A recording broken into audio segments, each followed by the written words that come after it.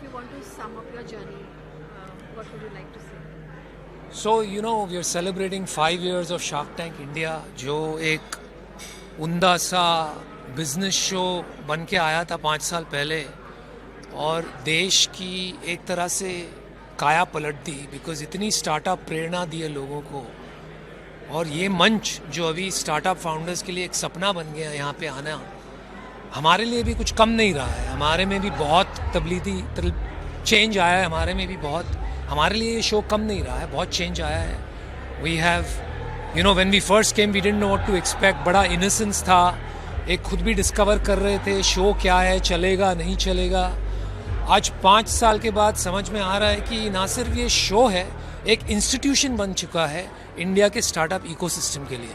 तो बहुत अच्छा फील हो रहा है कि हमने एक इसमें थोड़ी सी कंट्रीब्यूशन हमारी भी रही है। You are talking about contribution. India has more than 140 billion people to feed.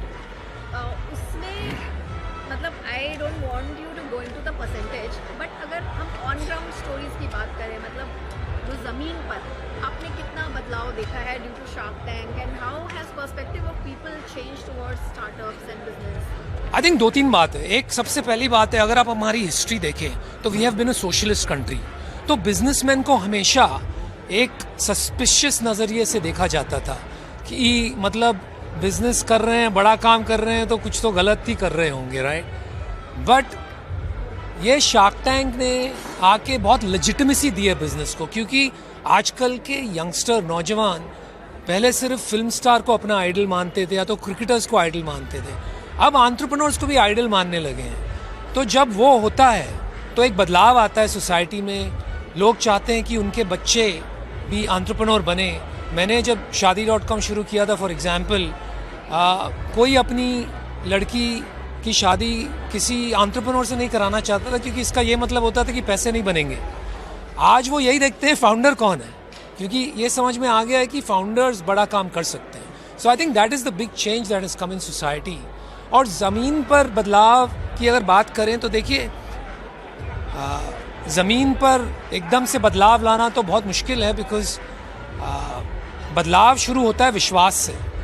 मैं सीज़न 2 से कहता आ रहा हूँ कि दुनिया के सबसे बेहतरीन एंटरप्रेन्योर आगे जाके इंडियंस होंगे, लेकिन वो तभी होंगे जब बहुत सारे इंडियंस, करोड़ों इंडियंस एंटरप्रेन्योर बनना चाहेंगे। हमारे यहाँ जॉब्स की कमी है, तो अगर जॉब टेकर्स की जगह हम जॉब क्रिएटर्स बन जाएं और शार्क टैंक के ज़रिए करोड़ों लोगों को जॉब क्रिएशन की प्रेरणा मिले, तो इससे बेहतर बदलाव क्या हो सकता है।